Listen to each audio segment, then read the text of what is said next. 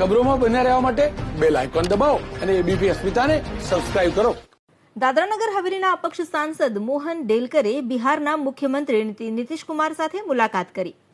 દાદરાનગર હવેલીના જેડીયુના પ્રદેશ પ્રમુખ ધર્મેન્દ્ર ચૌહાણ પણ ઉપસ્થિત રહ્યા. સ્થાનિક સ્વરાજની ચૂંટણીમાં જિલ્લા પંચાયતમાં જેડીયુએ કબજે કર્યું છે. સાથે નગરપાલિકા અને ગ્રામ પંચાયતની ચૂંટણીમાં જેડીયુના દબદબા અંગે મોહન ડેલકરે નીતિશ કુમારને માહિતી આપી. આગામી સમયમાં પ્રદેશના વિકાસ અને પ્રશ્નોની કેન્દ્રમાં રજૂઆત અંગે નીતિશ કુમાર સાથે ચર્ચા કરી.